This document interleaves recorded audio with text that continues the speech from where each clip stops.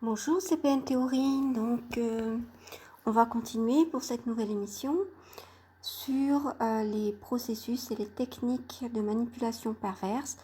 Alors, je le redis, je fais ces émissions pour que vous puissiez identifier ces techniques perverses quand elles existent. Alors, c'est pas parce qu'il y a une de ces techniques ou un exemple que j'ai donné qui correspond avec un des exemples que vous avez vécu, que cette personne est perverse ou narcissique. Pour cela, il faut regarder, vous trouvez sur beaucoup de chaînes YouTube des points caractéristiques des pervers narcissiques. Et ce qui est important, c'est de voir que ces choses soient récurrentes et qu'il y ait la même signification derrière, c'est-à-dire la volonté de nuire, la volonté de faire du mal, derrière, ce qui est caractéristique de la perversion. Voilà. Parce que sinon, ça peut être des personnes simplement qui ont fait ces choses parce que pour mille et une raisons. Vous voyez, c'est-à-dire qu'il ne faut pas essayer de voir des pervers partout. Bien sûr. Donc, ce qui permet de faire la différence, c'est l'intention et c'est la récurrence, le fait que les faits se réitèrent de diverses manières. Par exemple, quelqu'un essaiera de vous humilier de diverses manières. Un jour, il le fera en vous disant, que votre tenue vestimentaire ne va pas du tout, qu'elle n'est pas appropriée. Il dira devant d'autres personnes. Ou alors que vous êtes un piètre amant ou une piètre amante. Ou alors fera croire que vous êtes expert ou experte dans un domaine à tout le monde. Par exemple, vous y connaissez complètement en ordinateur, que vous êtes capable d'en démonter un et de le remonter vous-même. Enfin, ce genre de choses, par exemple, qui n'est pas vrai, que vous y connaissez juste un peu en informatique, mais lui aura fait monter la mayonnaise, il aura dit ça aux autres, et ensuite vous vous sentirez ridicule parce que ce ne sera pas le cas, que vous ne saurez pas le faire devant... lorsque vous serez devant du monde et qu'il sera là et qui dira toi chérie, tu es capable, vas-y, montre comment tu es capable de le faire. Voilà, ça peut être le cas aussi professionnellement où justement vous n'avez peut-être pas gonflé vos compétences, mais simplement la personne vous met au nu, vous met sur un piédestal et gonfle un peu vos compétences contre votre gré devant d'autres personnes. Et après, en pleine réunion, on va vous demander de faire telle et telle chose alors que vous n'en êtes pas capable. Voilà, ça peut être ce genre de choses. Par exemple. Alors aujourd'hui, on va parler de l'image sociale qui peut être décrédibilisée. Donc là, le but, c'est de vous décrédibiliser aux yeux des autres. Voilà, c'est le sujet aujourd'hui. Donc c'est une des techniques et un des processus pervers, c'est les autres. Détruire cette image que vous avez par rapport aux autres. Alors, si vous avez une bonne réputation, ça va être détruire votre réputation. Qu'elle soit professionnelle, qu'elle soit personnelle, qu'elle soit familiale, qu'elle soit conjugale, ou au niveau de votre talent, vous voyez. Donc en fait, tout ce qui... Alors, vous savez très bien que les pervers narcissiques adorent chercher la faille. C'est pas qu'ils adorent, c'est comme ça qu'ils fonctionnent. Ils flairent, ils scannent, ils vous scannent dès qu'ils vous voient et ils flairent la faille. Ils essaient de trouver la faille. Quand ils ont trouvé là où les failles, vos failles, donc, eh bien en fait, ils vont essayer de les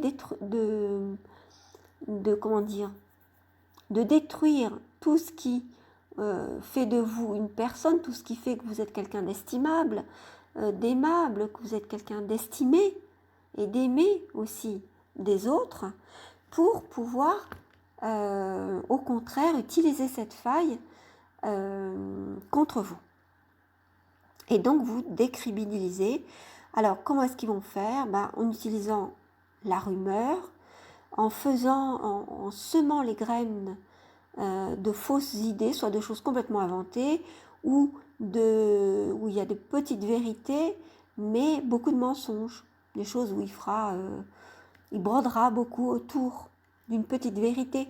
Par exemple, qu'est-ce que ça peut être? Ça peut être que je sais pas moi, quelque chose de pas du tout grave au niveau de votre travail. Si vous êtes commerçante, par exemple, vous aurez oublié je sais pas moi, de payer un fournisseur. Vous l'aurez payé avec retard, voilà. Mais parce que vous avez oublié, non pas par volonté. Ou alors parce que vous n'aviez pas assez de cash à ce moment-là, je sais pas moi. Pour une raison ou pour une autre. Et vous vous sentiez coupable, mais bon, vous avez dit, bon, allez, ça va passer, je vais le faire. Et vous lui en avez parlé. Ou alors il l'a vu. Et à ce moment-là, il va broder en laissant planer le doute, parce qu'il ne dit jamais directement, enfin, il peut dire effectivement directement, ça arrive aussi. Mais généralement, au tout début, il va laisser planer le doute. Je dis au tout début parce qu'il va faire ça constamment, évidemment. Il ou elle va le faire constamment quand il a vu que c'était votre faille, que c'était justement l'estime de vous-même que vous aviez parce que vous aviez l'estime des autres. Alors il va essayer de la détruire. En semant le doute, en disant « Mais je ne sais pas finalement si, je dis n'importe quoi, Françoise, ou Marine, comme vous voulez, ou voilà, Étienne, si c'est un homme, je ne sais pas. Finalement, je me demande s'il est vraiment honnête, parce que quand même, il a ou elle n'a pas payé ses fournisseurs le mois dernier, elle a fait croire qu'elle avait oublié, quelque chose comme ça, vous voyez ? Je me demande si on peut appeler ça de l'honnêteté ou des choses comme ça. C'est-à-dire suggérer, ne rien affirmer, mais laisser planer le doute dans la tête de son interlocuteur, en faisant bien attention que ce soit quelqu'un qui adore parler en mal des autres et qui va évidemment s'empresser d'aller le raconter à d'autres en brodant. Voilà. Donc en fait, il sait que par effet mécanique, en jetant simplement des graines, en laissant planer le doute, en n'ayant pas dit que vous étiez malhonnête, une fois que ça sera passé par plusieurs personnes, ça va devenir une grosse malhonnêteté que vous auriez fait et que toujours vous faites exprès de ne pas payer vos fournisseurs. D'ailleurs, vous avez de mauvaises relations avec vos fournisseurs. D'ailleurs, tout le monde sait, ça commence à se savoir, que vous avez une réputation de ne pas payer vos fournisseurs. Voilà. Donc en fait, il jette en fait le discrédit, ou elle jette le discrédit sur vous-même pour justement vous salir votre réputation. Alors, en faisant comme ça permet de cette manière, c'est-à-dire en semant le doute, en disant « il paraîtrait que » ou « on m'a dit que » ou alors par interrogation, est-ce que Françoise ne serait pas un peu malhonnête, ou c'est à se demander si, vous voyez, en utilisant des formulations comme ça, les gens ne pensent pas que ça peut venir de lui. Parce que lui, il a juste suggéré, il n'a rien affirmé. Et d'autre part, il peut avoir dit aussi que c'est un tel qui aurait dit que c'est parvenu à ses oreilles, etc. Et il sait aussi que la rumeur sera grossie 100 fois, 1000 fois plus. Donc en fait, il jubile effectivement, et quand ça va revenir à vos oreilles, il va sembler complètement très mal pour vous. Et puis même, vous allez le voir parce qu'il ou elle surjouera. Quand il jubile d'une chose où il sait que ça vous fait du mal, pour laquelle ça vous fait du mal, en fait, il surjoue, c'est-à-dire qu'il est dans l'exagération de ses émotions. C'est-à-dire, soit il ou elle va se mettre à pleurer ou à en parler sans arrêt, ce qui fait que vous n'allez même pas pouvoir vous changer les idées parce que vous ne penserez qu'à ça. Et en faisant ça, c'est parce que justement, il veut que vous ne doutiez pas une seconde que c'est sûrement pas lui qui a jeté cette rumeur, que vous n'ayez même pas cette idée en tête, voyez. J'en parlais au début de l'émission. Il y a aussi le fait de vous mettre sur un piédestal qui n'est pas la réalité, parce que il peut dire qu'il est tellement amoureux ou qu'elle est tellement amoureuse qu'elle trouve que vous êtes génial, que vous savez faire Par exemple, vous avez des compétences, comme je vous ai dit, en informatique ou en langue étrangère, par exemple en espagnol ou en anglais ou en finlandais ou en chinois ou je ne sais quoi. Et puis alors, il l'aura tellement dit ou elle l'aura tellement dit que tout le monde pensera que vous êtes carrément native, en utilisant des superlatifs, des choses comme ça. Et puis, vous aurez beau dire devant les autres, mais non, c'est pas vrai, arrête. Tout le monde va croire que je sais très bien parler anglais, par exemple, alors que c'est pas vrai. Je sais dire quelques mots, oui, d'accord, j'ai passé mon diplôme en bilingue, mais bilingue, c'est pas natif. Je cherche quand même mes mots, voilà. Donc, si vous n'êtes pas allé assez... si vous vous êtes laissé gagner par la fausse modestie, etc., que vous n'avez pas osé le contredire ou des choses comme ça devant les autres, vous allez vous trouver mal quand vous vous trouverez devant la situation où justement il faudra renseigner des personnes qui seront de langue anglaise par exemple. Et on dira, bah attendez, ma femme ou mon mari sait très bien parler anglais, attendez, vous allez voir et voilà, et c'est là que vous allez vous trouver ridicule. Donc là souvent, ce que les pervers narcissiques adorent faire quand vous êtes fier de quelque chose, où ils voient que c'est une de vos failles, parce que c'est une faille à l'envers, c'est-à-dire que vous êtes fier de quelque chose, de vous-même, mais qu'ils voient bien que vous n'avez pas la compétence très très haute, et ce qu'il va faire, c'est qu'il va vous mettre sur un piédestal en disant que vous avez les compétences, que vous êtes capable, en disant à tout le monde que c'est le cas, pour vous ridiculiser par la suite. Surtout si vous n'avez pas trop confiance en vous et que vous êtes tellement heureuse qu'on reconnaisse un petit peu, vous avez de la reconnaissance, et puis vous n'osez pas dire non plus, parce que vous n'avez pas trop confiance en vous, que c'est pas totalement vrai. Et voilà, vous pouvez vous trouver dans des pièges comme ça, qui sont très désagréables à cause d'une fausse rumeur qu'il aura fait planer sur vous de cette manière, par contre, consciente et voulue, c'est-à-dire que vous le savez qu'il a fait cela, il peut l'avoir fait devant vous, mais vous n'osez pas le contredire. Voilà, parce qu'il y a une chose aussi qui est assez récurrente, qui est classique, c'est le fait qu'on n'ose pas, il y a une fait de ne pas oser contredire un pervers narcissique. Alors on verra dans la communication avec le pervers narcissique qu'il faut au contraire oser et dès le début le contredire, quitte à le ridiculiser. Alors à présent, on va voir la question de l'estime de soi de la victime qui baisse forcément, hein. En voulant détruire l'image sociale, donc de l'estime, en fait l'image sociale, votre réputation, c'est l'estime que les autres ont de vous, donc lorsqu'ils vous estiment beaucoup, qu'ils vous aiment bien, et lorsqu'il essaiera de la saboter, qu'il y arrivera si vous laissez faire, eh bien c'est votre estime de vous-même qui est en jeu.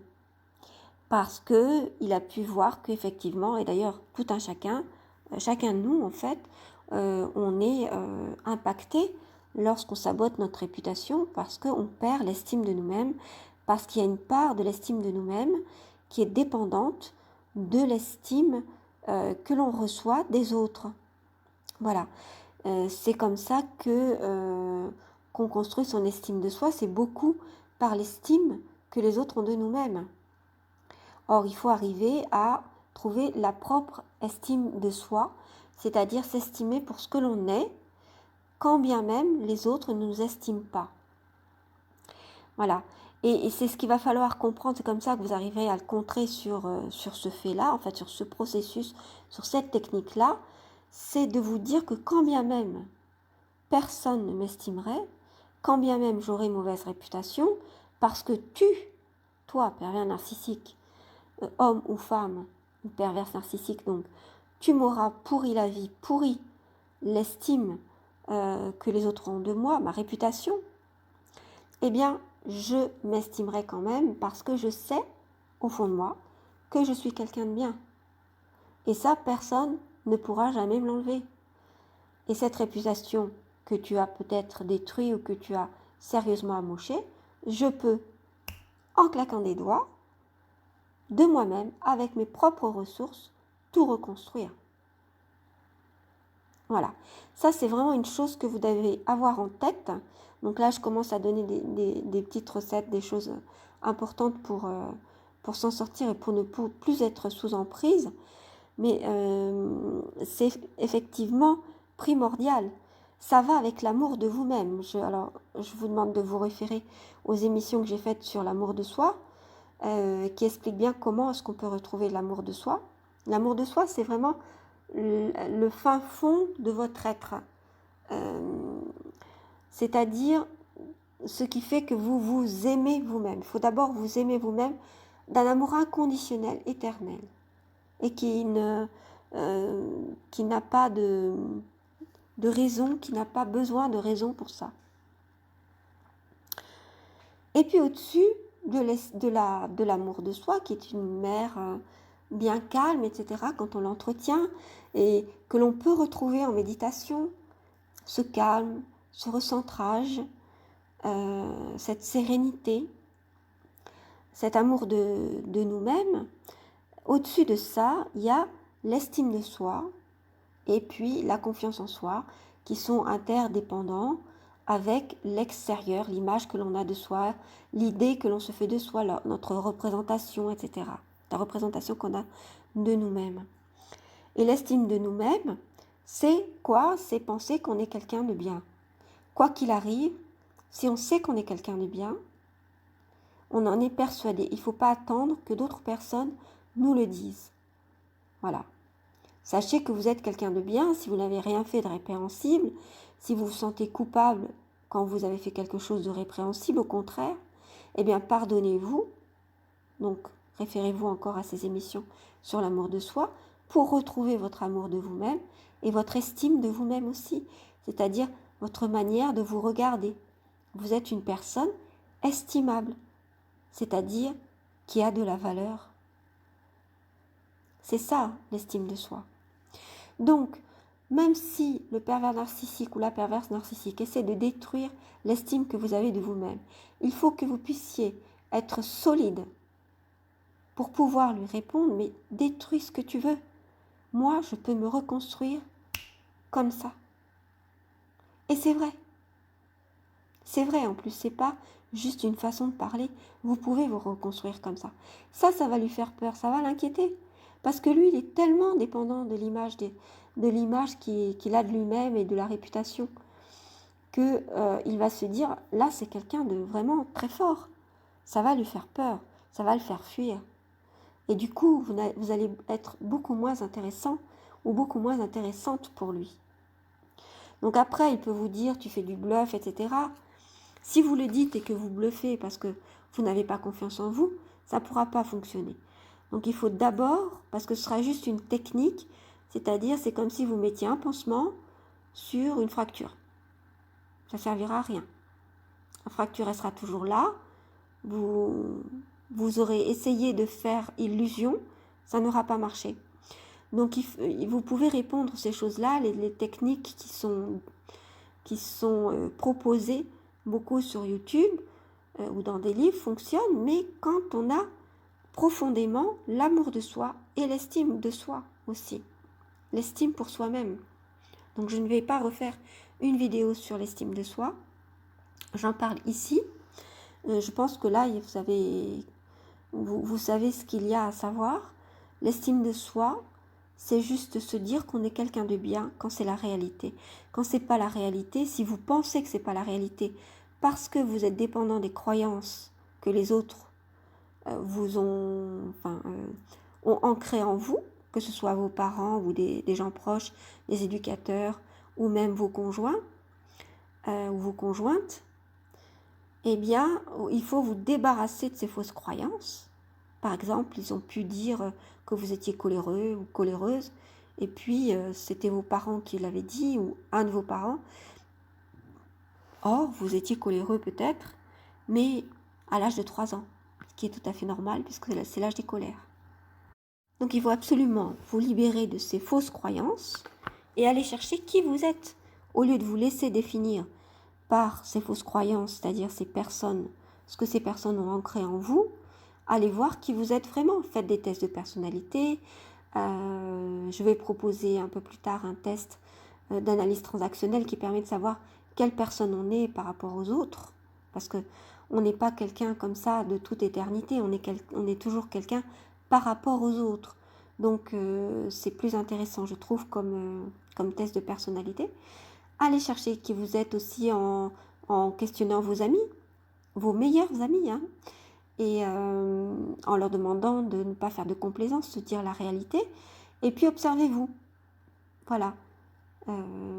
Et en faisant ce petit travail pendant quelques semaines, vous allez pouvoir savoir qui vous êtes. Mais ne vous laissez pas définir en vous disant bah oui, je suis coléreuse parce que ma mère, mon père a toujours dit que j'étais coléreuse parce que je faisais des grosses colères à l'âge de 3 ans. Ça n'a pas de sens. Ça ne définit pas quelqu'un puisque c'est tout à fait normal de faire des colères à cet âge-là. Donc ne vous laissez pas définir par eux, trouvez qui vous êtes, découvrez-vous vous-même, d'ailleurs on se découvre un petit peu plus chaque jour, et puis aimez-vous et estimez-vous. Voilà, c'est-à-dire vous êtes quelqu'un de bien, quand bien même vous n'avez pas fait de grandes œuvres, de grandes choses, peu importe, on n'a pas besoin de faire de grandes choses.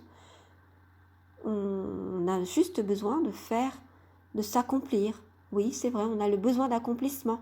Mais selon la pyramide de Maslow, avec la théorie des besoins ou des motivations, l'accomplissement ne vient que quand on a, au final, c'est-à-dire quand on a réussi à combler tous ces autres besoins. Donc, par exemple, tant qu'on n'est pas en sécurité, on ressent pas le besoin de s'épanouir. Et c'est ce qui arrive quand on est en relation avec une ou un pervers narcissique, c'est-à-dire qu'on n'est pas en sécurité, on n'a pas ces besoins affectifs qui sont comblés, pas réellement, ou alors seulement de manière ambiguë ou en partie, ou c'est-à-dire qu'en apparence ils le sont, puisque on peut être marié ou être en couple, avoir un appartement, une voiture, des enfants, et puis finalement ne pas avoir ses besoins affectifs comblés intérieurement parce qu'on est avec une personne toxique. Donc en fait là ça prouve que justement nos besoins ne sont pas comblés. Donc on ne ressent pas le besoin d'être, on revoit nos besoins à la baisse, nos exigences à la baisse parce que de toute façon le besoin de sécurité ou affectif par exemple n'est pas comblé, on ne le sait pas hein, forcément, et donc on ne cherche pas à s'épanouir forcément. Il n'y a que quand nos besoins tous les besoins primaires disons, sont comblés qu'on recherche le besoin de reconnaissance, qu'on recherche la reconnaissance sociale, ou qu'on recherche sociale, c'est-à-dire que les autres nous considèrent aussi comme quelqu'un, ou qu'on soit utile au monde. Voilà, qu'on fasse quelque chose pour les autres, qu'on fasse sa part pour le monde, et puis qu'on se sente épanoui ensuite. Voilà, tout simplement. Donc, on peut s'estimer quand on est une bonne personne, et on est une bonne personne quand on se pose des questions, justement, et qu'on se sent coupable de ne pas l'être, peut-être, pour certains côtés. Eh bien, si c'est le cas, et si effectivement on a fait des mauvaises choses, des choses qui peuvent faire que on se sente mal, coupable, honteux, honteuse, dans ce cas-là, il faut se pardonner. Ou alors, il fallait réparer nos erreurs et pardonner. Si ce qu'on a fait si dans ce qu'on a fait, il y a d'autres personnes qui sont en jeu. À ce moment-là, voilà, allez leur demander pardon pour réparer ce qu'on a fait et puis se pardonner nous-mêmes, quand bien même l'autre personne n'a pas voulu nous pardonner. Voyez, pour pouvoir vivre quand même avec ça. Parce que souvent, les pervers narcissiques essaient de nous tenir avec un secret, quelque chose qui nous semble inavouable, qu'on aurait fait par exemple, et qu'on aurait eu la faiblesse de leur dire, et ils vont nous tenir avec ça en fait. Voilà, on ne va pas arriver à s'en sortir avec ça. Donc, estimez-vous vous-même avant tout, avant l'estime des autres, et sachez que vous pouvez vous reconstruire. Vous pouvez vous reconstruire, alors évidemment, si vous êtes commerçant, par exemple, ça sera difficile de retrouver une clientèle, mais on peut toujours tout recommencer de zéro. Il y a des tas d'exemples, ne serait-ce que dans l'histoire ou même parmi les personnes que l'on peut connaître autour de soi, qui montrent que beaucoup de gens ont tout recommencé de zéro. Et tout, quand je dis tout, c'est tout. Et donc, il ne faut pas croire qu'on a tout perdu à un moment donné et qu'on n'y arrivera pas à se relever. Sachez que tout est toujours possible à tout moment, jusqu'à la dernière seconde avant la mort. Tout est toujours possible. Donc, ayez confiance. Donc, je parlerai plutôt plus en détail de la confiance en soi, et dans ce cas-là, je relierai avec l'estime de soi dans une prochaine émission. Mais ayez confiance parce que vous êtes capable de tout, vous avez tout en vous. Évidemment, les choses ne seront pas exactement comme elles étaient auparavant, elles seront différentes parce que le contexte dans lequel vous allez recommencer les choses sera différent, et parce que vous allez devenir quelqu'un de différent après avoir perdu une de ces choses ou toutes ces choses, et après avoir subi cette épreuve et dû reconstruire. Donc, vous allez reconstruire différemment, mais c'est pas pour ça qu'il faudra pleurer sur ce que vous avez perdu. Vous êtes riche de tout ce que vous avez perdu en fait, parce que toutes ces épreuves vous font devenir, j'allais dire, plus fort. J'aime pas trop cette expression qui dit l'épreuve rend plus fort ou quelque chose comme ça, mais effectivement ça va vous rendre plus fort, mais si et seulement si vous avez travaillé sur vous, vous avez bien compris ce qui s'est passé, ce que vous avez vécu, et puis compris aussi tout votre potentiel. Et je ne parle pas de votre potentiel individuel, mais du potentiel que l'on a, nous tous, chacun, être humain, en nous. Voilà. Et ce potentiel s'exprime beaucoup dans le don. C'est-à-dire que lorsque l'on veut donner, on oublie tout trac, on oublie toute peur, et on y va, quoi. On avance. Et c'est comme ça qu'on reprend l'estime, la confiance en soi aussi. C'est souvent, surtout pour les empathes et les empathiques, enfin les empathes ou les empathiques, c'est le fait de vouloir donner. Dès qu'on veut donner, on ressort des trésors et on ne comprend pas, on ne savait pas qu'on avait tous ces trésors en nous en fait. On ne savait pas qu'on en avait autant et qu'on était autant capable de tout ça en fait. Donc n'ayez pas peur de tout perdre. Vraiment, n'ayez pas peur. Parce que, en plus, déjà, plus vous montrerez au pervers narcissique que vous n'avez pas peur de tout perdre, y compris de la mort, parce que vous avez bien compris qu'il essaie de calquer ses peurs, de vous attribuer ses propres peurs, hein, de faire en sorte que vous ayez peur de ces peurs, quoi, de vous mettre dans une sorte de film d'horreur, d'épouvante, de gaslighting, à vous faire peur, quoi.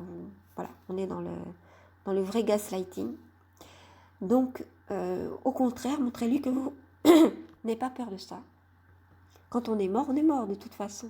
Et puis si on a vécu une bonne vie, s'il y a quelque chose après la mort, eh bien, on sera dans de bonnes conditions, on aura des bonnes ondes autour de nous, on sera dans une fréquence plus haute que celui qui a fait les mauvaises œuvres. Donc si vous, en plus, vous sentez quelqu'un de bon, d'honnête, donc vous n'avez rien à craindre. Donc, montrez-lui que vous n'avez pas peur, que vous n'avez pas peur de tout perdre, parce que vous pouvez tout reconstruire en ouvrant vos bras, c'est-à-dire en donnant. Voilà, je vais terminer là-dessus. Cette série d'émissions est terminée. On va passer à la suivante, qui est celle de la communication avec une personne perverse. Donc, ça nécessitera certainement plusieurs émissions. Je vous remercie d'avoir suivi ces émissions-là. Mettez un petit pouce si l'émission vous a plu, s'il vous plaît, pour m'encourager. Et puis, prenez soin de vous. Et je vous dis à très bientôt pour une prochaine.